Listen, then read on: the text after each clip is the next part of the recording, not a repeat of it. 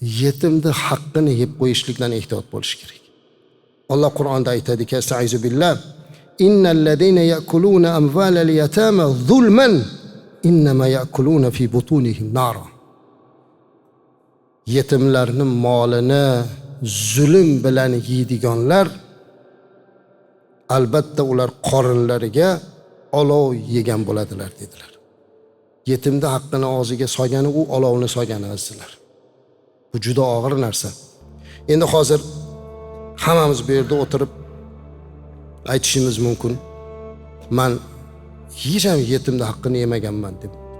Lekin ming afsus, hammamiz ham bilib bilmasdan yetim haqqini yeb qo'yamiz azizlar.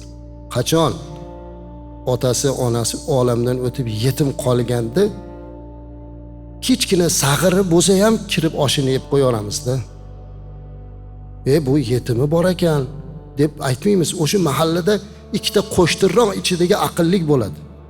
Qo'shtirnoq ichidagi aqllik kirib aytadi. Ha endi nima bo'lsa ham hamma el qilyapti, gapiradi. Bu ehson qilmasangiz bo'lmaydi-da deydi. Savob bo'lmaydi unda. Qiynaladi u dunyoda.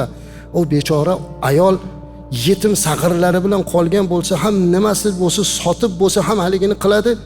Afsuski biz kirib oshini yeb duo qilib chiqamizda. Hammamizda bu xatolik bor. Buni to'xtatadigan davr keldi azizlar. Bir paytlar shunaqa deb aytsangiz, bir pasda boshqacha tushungan. Agar u yetim bor joyga kirmang desangiz, chataq shekilli bu domla. Shu gapni gapiryapti, u anolardan shekilli. Kim o'shnaqa gapni gapirsa shunaqa? Yo'q azizlar, hozir endi hammalaringiz ilmlik, ma'rifatlik bo'lib qoldingiz. Hammamiz ham o'qiyapmiz, o'rganyapmiz. Bu ehsonni tark qilish ma'nosida emas, o'lim bo'lgan xonadonga kirma degan ma'nosida emas. Yetimi bor xonadonda azizlar ehtiyotini qilish kerak. Men qariyb 30 yildan ortdi. Alloh meni yolg'onchi qilmasin, shu gapni gapirib kelaman. İmomligimdan boshlab. Bu yaxshi emas azizlar. Yaxshi emas bu narsa. Lekin ko'pchilik buni tushunmaydi. Ha endi nima bo'ladi deydi. U arzimagan pul bo'ladi deydi. Yo'q azizlar. Chaqasi ham harom. Chaqasi ham. Yetimmi? O'sha mahallada kattalar aytish kerak. Men shunaqa ehson qilmoqchiman. Ha yetimingiz bormi? Balog'at ketmayapti. Yo'q. Sizni uyingizga kirib osh yeyishimiz emas, sizga osh berishimiz kerak. Sizga biz qarashimiz kerak deyish kerak. Men bundan bir necha yillar yosh imom bo'lib turgan mahallamda bir janozaga bordim. Janozaga borsam, bir erkak olamdan o'tibdi, ayol qopti.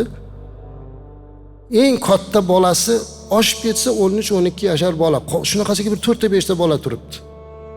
Juda ham qalbim og'ridi, rahmim keldi, duo qildim, janozalarni o'qidim. Men aytdimki, bu bolalarga endi bir mehr ko'rsatinglar, yaxshilik qilinglar degan mav'izani qilib ketdim. Bir hafta o'tdimi, 10 kun o'tdimi, yana janozaga aytishdi. Xuddi shu xonadonga bordim. Men hayron bo'lib, o'tgan safar kelgan-ku desam, o'sha bolalarda endi onasi ham o'tib qoldi. Qator birinchi safga qo'yib qo'yishibdi. Ishonsangiz qalblarim titrab ketdi ko'rib. Go'dak bolalar. Keyin men aytdimki, bularda kimisi bor?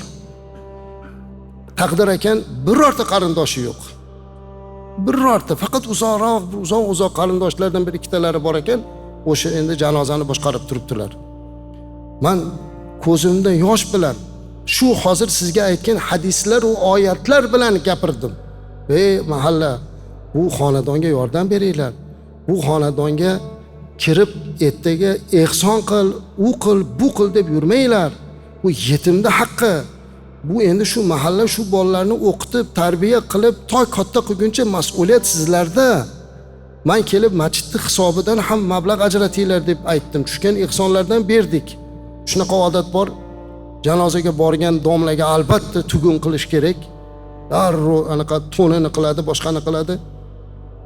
Shuncha ma'viza qilib chiqqandan keyin olib chiqyapti. Men aytdim, hozir nima dedim men? Ha endi odat, bu odat emas, bu bid'at.